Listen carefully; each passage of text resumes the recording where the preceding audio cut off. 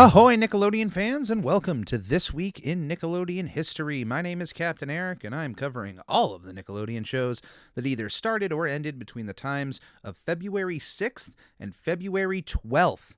We are finally back on track, ladies and gentlemen. Got everything taken care of with the end of the year's rush finally ending with January. It's crazy when you work in certain businesses. January for a lot of people signifies the beginning of the year, but for a lot of businesses, it's February that signifies the beginning of the fiscal year. And you go from February to January of the following year. So depending on the business you're in, sometimes the end of January for you is more of a relief than anything else. And yeah, so everything going forward, moving smoothly here on the ship, have some episodes going forward in the can. So we're going back to our original release schedule, and we're going to stick to it for as long as life isn't going to be throwing any icebergs towards my way. But yeah, we're starting this week all the way with a show that just premiered last year on February 8th, 2021, the newest Nickelodeon game show, Tooned In. Presented by Jerry Trainer and directed by Genji Keen, the show finally brings Nickelodeon's Nicktoons to the forefront in their own trivia show. I can't get more behind this than I'm already at.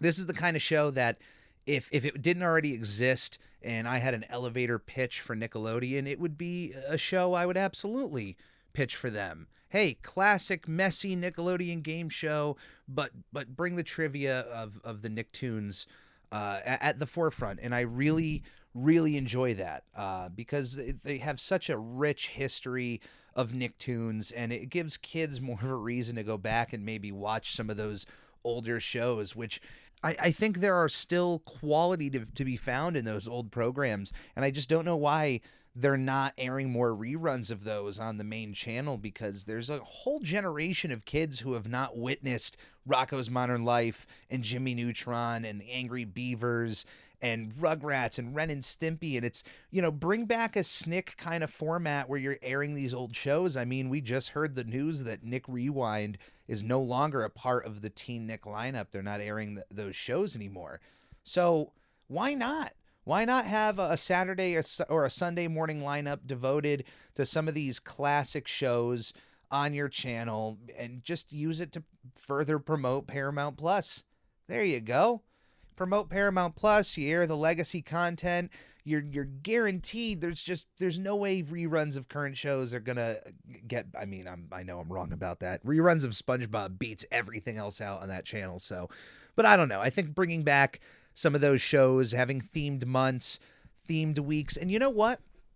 If I could for a second, if any fans of Monster Vision out there remembers Monster Vision out on TNT, used to be this old Saturday night staple on the TNT network, and it was a programming block hosted by Joe Bob Briggs, a gentleman who would present horror movies to you, monster movies, with as a fan, giving you trivia. He was a host for the night, and he would be in between the commercial breaks of these movies just to give you a little extra spice if you were a fan of that content instead of just watching it and getting commercials.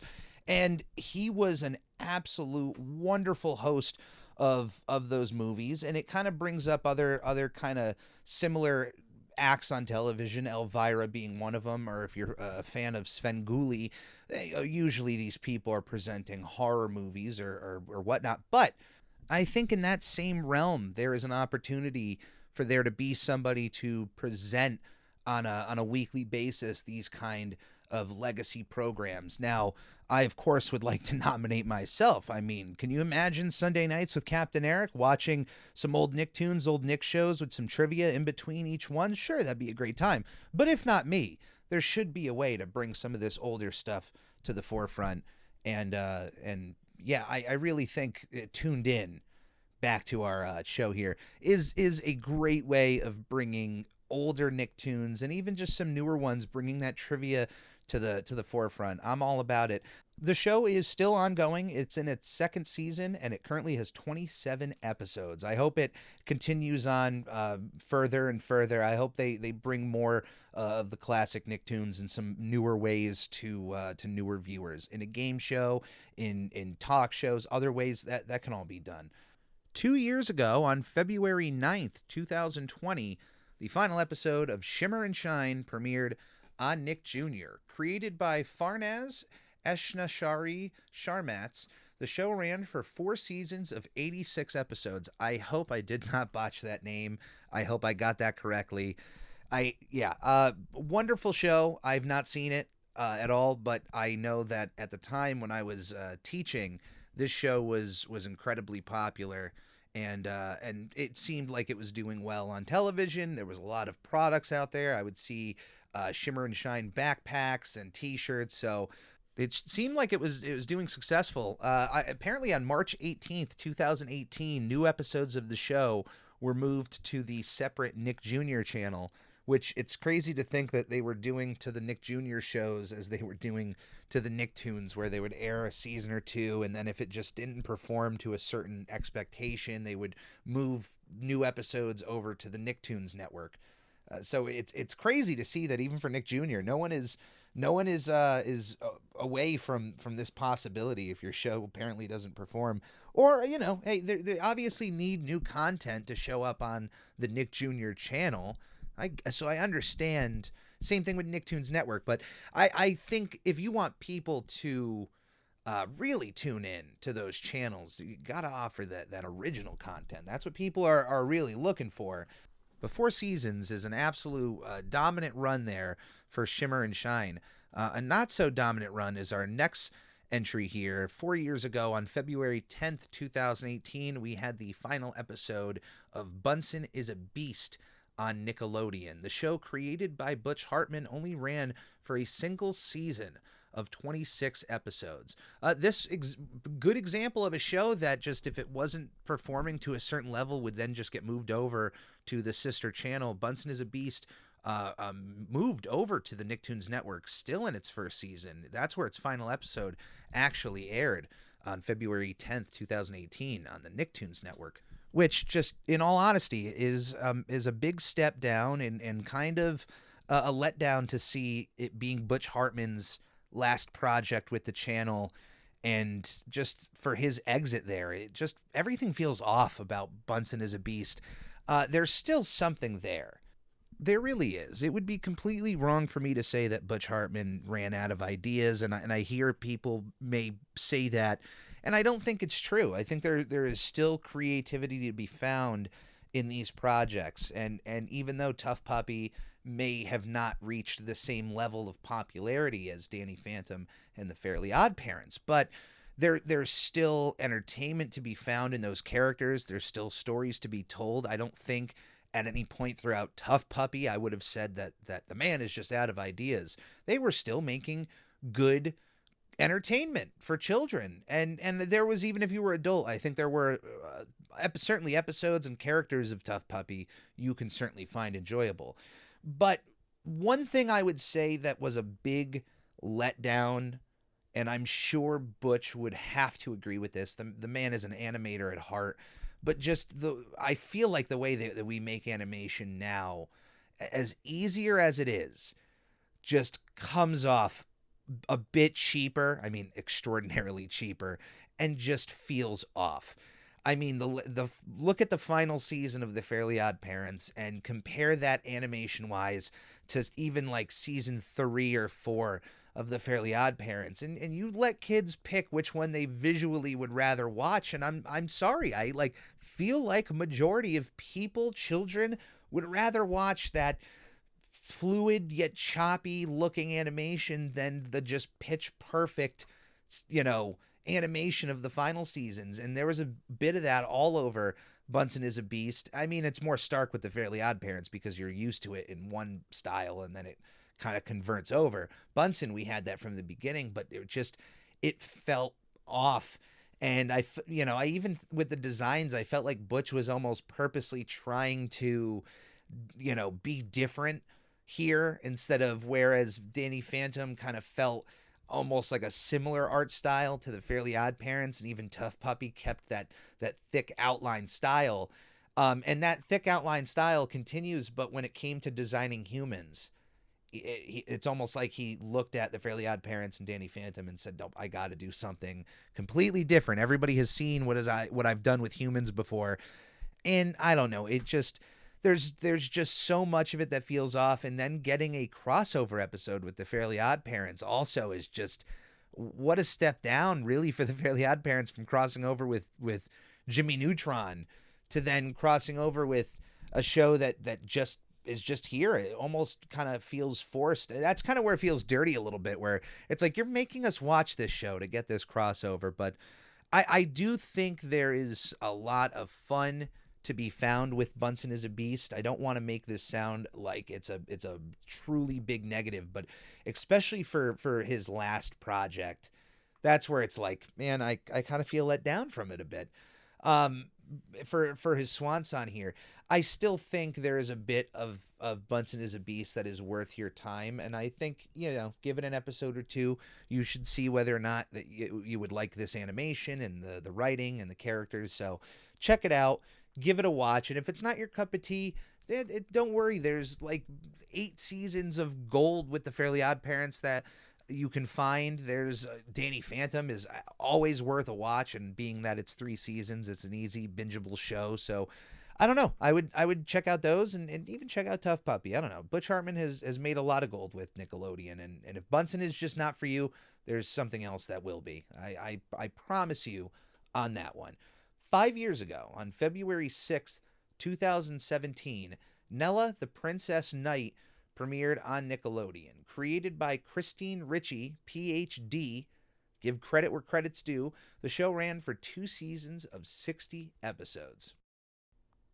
7 years ago, on February 6th, 2015, the SpongeBob movie Sponge Out of Water was released in theaters. The second theatrical SpongeBob SquarePants film was directed by Paul Tibbitt and was made for a budget of about $60 to $74 million and had a box office return of $325.2 million.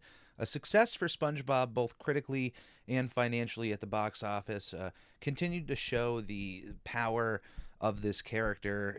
10 years plus since his last theatrical film was still a powerhouse. And, the Sponge Out of Water is, even after all this time, for me, it's a weird film on whether or not I love it or just like it, because on one hand, I really love that most of the film is 2D animated. I love that animation, and seeing it on the big screen again was an absolute treat. I know that a lot of complaints of moviegoers came from the fact that a lot of the advertising of this movie showed the characters in their CGI forms. A big, promotional part was that these characters would leave the undersea world of 2D animation and make their way to 3D animation on our world. They'll interact with humans, although that happened in the first movie with no change of the characters' dimensions. But hey, we never really saw these characters in a proper 3D setting. So being that all of that advertisement was made on that part, one would expect a hefty majority of this movie would take place on that. But if you had any semblance of knowledge of how they advertise these things and just story-wise, I think a lot of us knew going in, a lot of us fans, knew going in that was probably not going to be as much. And most of us were hoping for it, even if we didn't fully know. And it's only really like the last part of the movie that takes place on land, with interactions of the SpongeBob characters with the human characters. The plot of this movie takes our villain Antonio Banderas, actor Antonio Banderas, playing a character known as Burger Beard, who travels to Bikini Atoll, the island we see above Bikini Bottom, and within that island lies a book that apparently tells the story of SpongeBob SquarePants. And by interacting with this book, it has magical properties that are able to interact between the worlds of SpongeBob and, Burger Beard, which is our world. He steals the Krusty Krab secret formula by these means, and is able to sell the Krabby Patty on land as his own creation. The characters eventually, through time travel means and dimensional hopping means, are able to get into our world in a 3-dimensional plane and start battling Burger Beard in a massive superhero like spectacle that is really fun. And honestly, as hokey as I thought it was going to be, I really enjoyed that section of the movie. I was really happy with the amount of 2D animation I got, and then even when it went to the CGI part, like, okay, this is the build up, this is what this whole movie has been built around. And it's actually a pretty fun sequence. I enjoy it, on any subsequent watch throughs of that movie. I've since enjoyed it. It was a very successful film. I'm surprised it took them that long to make another SpongeBob SquarePants movie. The first movie was such a big hit, and I know that was meant to be the finale, but once SpongeBob continued, I figured they would announce another movie fairly soon, and it took until 2012, I believe, until they fully announced the movie being in production and that it was going to be coming out by 2014. Missed that by a little bit, but SpongeBob at that point, even with the declining ratings, had ascended to just such an iconic character that I think Paramount Pictures just realized that even though they keep hawking old characters from 50 plus years ago in CGI movies, we can continue SpongeBob in film form, even if one day they decide to end the television series. So why not keep making these things? I know it's a hassle for the crew to be able to juggle both the TV series and a movie, but the movies are what are really exciting to me. But one thing that really has to stop is this idea that I know that when you think of grand SpongeBob adventures, you think, well, the grandest adventure you could go on is leaving the ocean and exploring the land.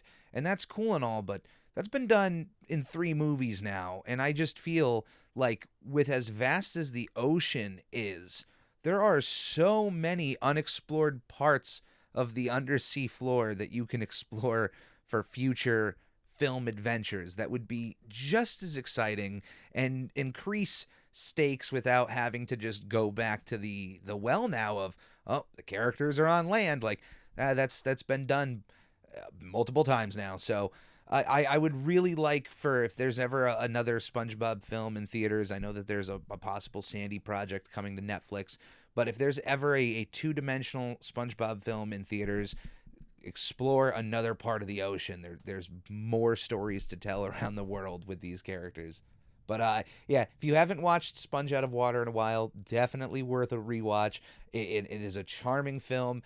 I really wish the "Thank Gosh It's Monday" song was present in the film. I loved that animated scene, the song that goes with it. There's some shout outs to the original movie in that sequence, and that was like my one disappointment in seeing that movie, because they put that whole sequence online to show off the movie, and I just fell in love with the animation, and just I wanted to see that in the big screen. And when it didn't happen, I just remember, at least for that moment, like right when it shifted over past where that song would have fit in place, I was a little bummed out. But that, if you've never seen that sequence, check that one out online too. But 7 years ago for Sponge Out of Water.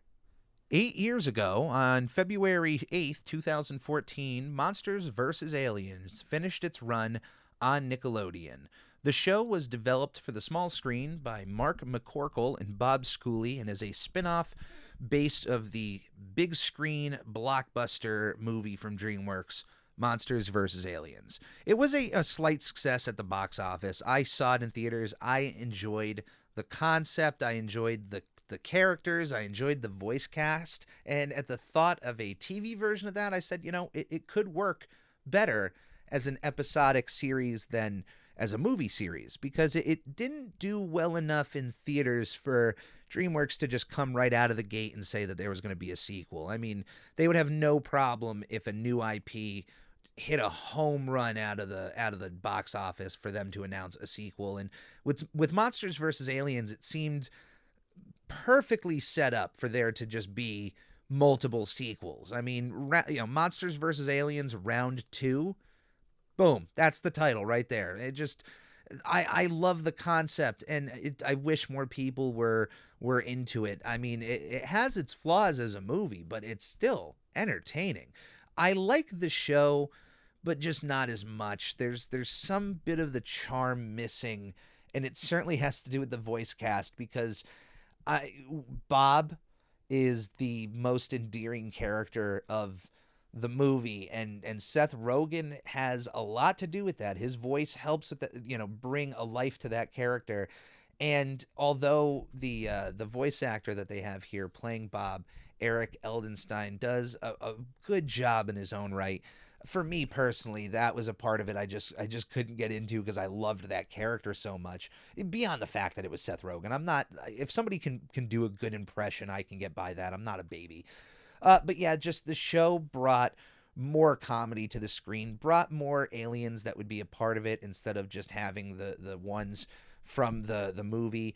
And it just didn't catch with audiences as much as the movie didn't. The TV show didn't as well. And this was also at a time when Nickelodeon was looking to move away from the DreamWorks projects and find more of their in-house projects, bringing more forefront to those instead of just helping out with DreamWorks. This was, I believe, the third TV show out of DreamWorks, the first being the Penguins of Madagascar, and the second being Kung Fu Panda Legends of Awesomeness. So executive producer Bob Schooley did mention that the cancellation was due to low ratings, but also mentioned that Nickelodeon wanted to move on from it, and that's understandable. I mean, there's only so much that the DreamWorks cast can help bring to your channel, and if it's not financially incentive to keep making them, then you move on, and that's seemingly what had happened there. 15 years ago, on February 10th, 2007, the final episode of Cat Scratch premiered on Nickelodeon. The show, created by Doug TenNapel, ran for one season of 20 episodes. It was a loose adaptation of his graphic novel Gear, which also has all of pretty much the main core set of cats in the book, but is a completely different story than what we get on screen. It's like he took these three cats he liked from the book and spun it off in a different story, with some callbacks to the book as well. One thing that I just remember about this Nicktoon is the promotional material for this show was touting it as the next greatest Nicktoon.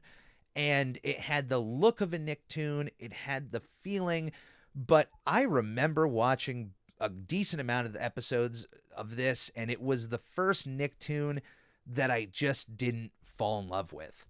This is where I may have just noticed that my time was coming up with the Nicktoon lineup, and honestly, like my love for my love for Nicktoons, like the core group, pretty much up to 2005. I include Aang in there because I really loved Avatar: The Last Airbender, and that for me is like hey, if there was a final Nicktoon to fall in love with, Avatar is the one. But there was just something about Cat Scratch that it had the bells and whistles, but the feeling was off for me. It didn't catch well with audiences of the past Nicktoons, so maybe I was not alone in that feeling. But I'm sure there are fans of Cat Scratch still out there, so if you're a fan of that show, I'm just saying it was not for me. But if it's for you, that's a good thing. I hope you are still able to enjoy the episodes and look back on them. I don't know if I'll ever give it another shot, but if somebody out there really pushes me enough, maybe I'll give Cat Scratch another watch through. But there's so many other shows before Cat Scratch I would have to get to. So even if it was added to the list, it's getting added closer to the bottom. But it is a short watch through, only one season. I might be able to get through that. This next show should have been before Cat Scratch. I just didn't double check. People make mistakes, but I'm chugging forward. 14 years ago, on February 7th, 2008, Nihao Kailan premiered on Nickelodeon. The show, created by Karen Chow, ran for 2 seasons of 40 episodes and brought Mandarin Chinese to Nick Jr. in the way that Dora the Explorer brought Spanish to Nick Jr. And I really like that. I like using preschool shows as a way just to bring some very simple phrases and words of other languages, just so that there doesn't have to be such a language barrier between people. I really hope, I know that sign language has been used in shows to help, but I hope that one day there's more of a sign language show on Nickelodeon to help with kids learning sign language on a bigger scale, which is, I swear that this was not a lead into this next show, but our next show that we're dealing with. But 17 years ago, on February 11th, 2005, Ubi had its final episode on Noggin. And if you have no idea what Ubi is and how that could possibly have been a joke as a lead-in from talking about sign language, just look up Ubi. OOBI. Ubi is an original creation on the Noggin Network and started out as a series of interlude shorts in between various shows on Noggin, before being upgraded to a full 13-minute episode show in its second season.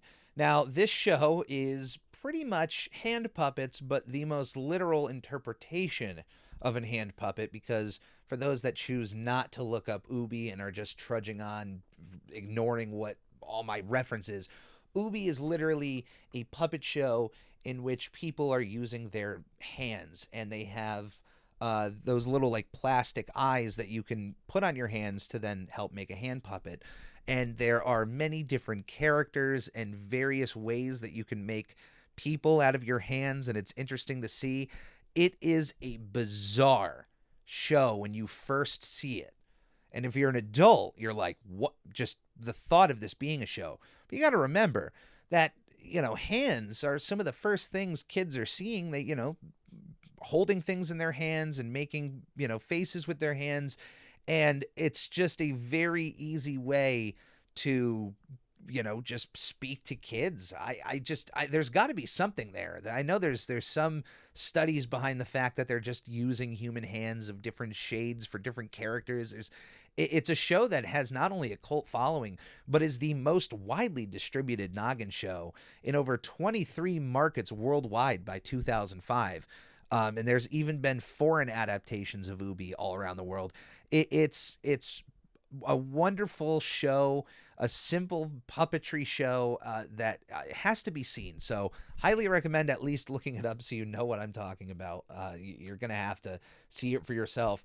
And another show that you're going to have to see for yourself, 20 years ago on February 10th, 2002, we had the final episode of Action League Now on Nickelodeon, originally starting out as a series of shorts that aired on Kablam, a staple of Kablam. I don't think there was a single episode without Action. I mean, there's probably an episode without Action League Now, but that was the main course of Kablam, because there was always 2 segments of Action League Now, part 1 and part 2.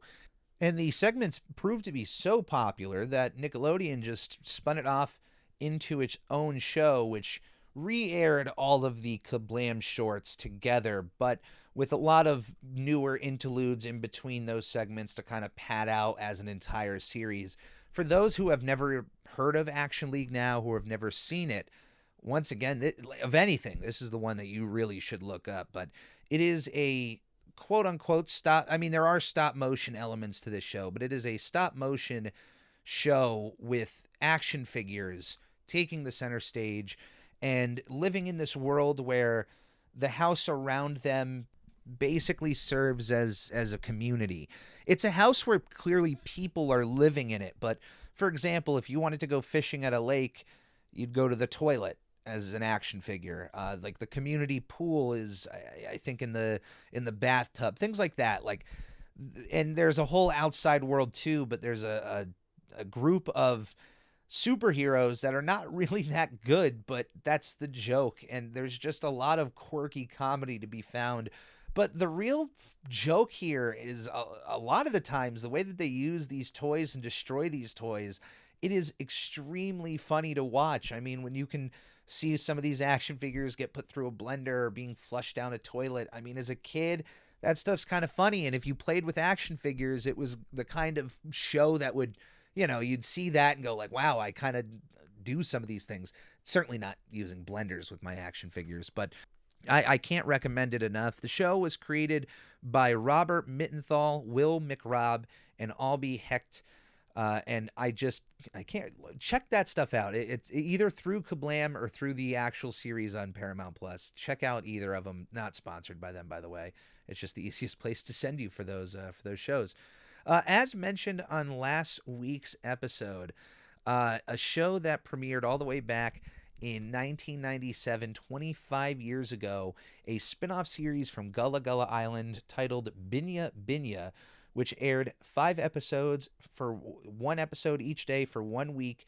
I'm sorry, it was filmed 25 years ago, but 24 years ago is when it aired, from February 2nd to February 6th, 1998. This show aired once, never was re-aired again, and is pretty much one of the holy grail pieces of Nickelodeon lost media, because although a few promos and pieces of footage have surfaced online, as far as I know, there has not been full episodes released online. Only just snippets here and there, and that is about it. So, hey, I don't know who out there in the country has VHS tapes where they were taping Nickelodeon back in 1998, but if you might know somebody who happens to have those, I mean, you can upload, find ways to upload that footage to the internet, because that's, like I said, one of the holy grails of lost media here. Not like, I don't know if it would be considered the holy grail by now, because there have certainly been other pieces of Nickelodeon lost media, which we should cover on this show sometime, now that I'm thinking about it. But yeah, there have been other pieces that certainly then have been found. The animated short with the clock guy is one that comes to mind of people just for years trying to discover this thing and then ending up rediscovering it later on. So anything can happen. Binya Binya, for all we know, could be released at some point in 2022 in its entirety through Nickelodeon's own means, maybe through their YouTube channel, on their Nick Jr. channel, on Paramount Plus. They have to have those episodes somewhere in the archives. It's just 5 episodes. Throw them up on there. I don't know. 29 years ago, on February 7th, 1993, the final episode of the original Double Dare aired on Nickelodeon. Presented by Mark Summers, Double Dare is as classic as you can get with a game show that is associated with Nickelodeon. It is just one of the greatest game shows in the history of television. I'm not even saying that as hyperbole. I truly believe that. No, it's not in the top 5, but hey, top 10, Double Dare has got to be in that equation. It just is an absolutely fun show. 482 episodes of the original Double Dare exist. The show has a litany of creators, and I will go down their names right now. Jeffrey Darby, Michael Klinghoffer, Dee LeDuc, and Robert Mittenthal. Oh, yet again, here we are, Robert, once more. Those are the original creators of Double Dare, and as mentioned, it was presented by Mark Summers, who just... I've met Mark, absolutely wonderful human being. Shout out to Mark Summers, and shout out to the entire crew over there at Double Dare. It's a show that I just, with no hesitation, would know I would dominate at. I attended Double Dare live twice, luckily, when it was doing its run over the last few years. I unfortunately was not able to play the game, but I think Mark, knew that he didn't want the smoke when he met me. I showed up with a t-shirt that was pretty much double daring him to get me up on stage.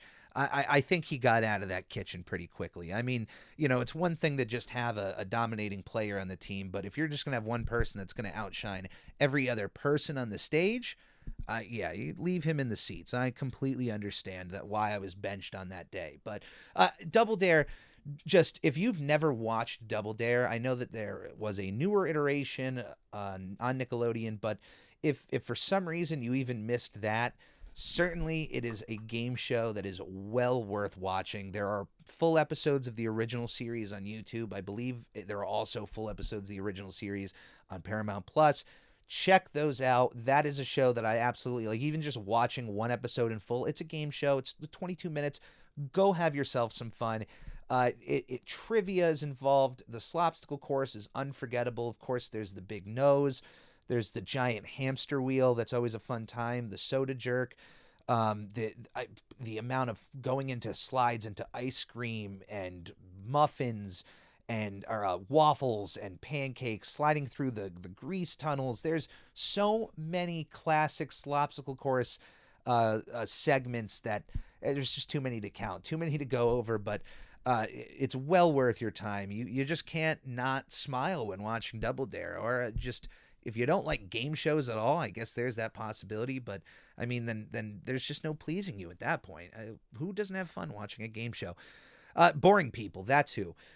And we are ending today's episode all the way back 31 years ago on February 9th, 1991, to the Adventures of Pete and Pete's very first special on Nickelodeon. Created by Will McRobb and Chris Viscardi, The Adventures of Pete and Pete originally started out as a series of shorts that aired on Nickelodeon in between the shows, just during the commercial breaks. Eventually, those shorts would prove to be popular, where 5 specials were created of the Adventures of Pete and Pete world, the first of which premiered 31 years ago, the Valentine's Day Massacre. Now, these are not considered a part of the first season of the show.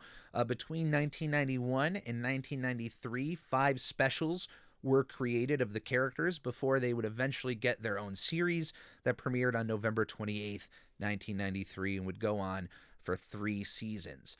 The world of the Adventures of Pete and Pete has always proved to be extremely popular with fans, and of the time, if you were watching that show, it was unlike any other show that was on television. Anytime I've talked about it, and anytime anyone talks about the Adventures of Pete and Pete, like, the one phrase that to me has always made sense as far as how to explain the show is, it feels like a fever dream. There are things a part of this world. It's like the Twilight Zone. There are parts of this world that in world it makes sense to the characters, but the way you're watching it and the way you understand society, it's almost nonsensical. There are characters that exist in this world that are beyond cartoony, but are played straight into the T. There are situations that the characters find themselves that feel completely unrealistic, but within the confines of their society, it just works. And I know this sounds like it's a super wacky place, and it is, but it's also grounded in its own reality, which helps, like, just make your mind go, like, what am I watching? I have not smiled anytime I've watched an Adventures of Pete and Pete episode to this day. They are still bingeable episodes. Please, Nickelodeon, Paramount, Viacom, whoever can listen out there, release the 3rd season finally, that I know is sitting in boxes in some warehouse just ready to be released. Like, can you just, Amazon can pick them up? You don't even have to lift a finger. Can we do that? But yeah, that well worth your time is The Adventures of Pete and Pete. I think it is just bar none a show that has stood the test of time in terms of quality and in terms of the kind of entertainment that Nickelodeon was helping to bring to young minds. And it's a real shame that we never got that Adventures of Pete and Pete movie, which, for those who don't know, and this is just one of those long-standing pieces of trivia, the Nickelodeon movie Snow Day was originally meant to be an Adventures of Pete and Pete movie. And I even got that confirmed myself, having met both Danny Tamborelli and Michael C. Mardona. Wonderful gentlemen, absolutely love them. Another shout out to their Adventures of Danny and Mike podcast. If you are a fan of the Adventures of Pete and Pete, I implore you to check their podcast out. They give out quality entertainment over there. And for that that is the end of This Week in Nickelodeon History. As always, my name is Captain Eric. Thank you for being a part of my week. I appreciate you making me a part of yours. If you enjoy any of the content I put out, if there is a way that you can help it grow by liking the video, sharing the Spotify link of the podcast, letting people know that this podcast exists, or just saying hi in a comment, any of that will bring a smile to my face, and I appreciate you all immensely. So, as always, please stay safe, and we will see you here next week. On the Lord Hut, here hut, Nick. On the Lord Hut, here hut, Nick. On the Ricky Ticky Low, while living #1 Nickelodeon.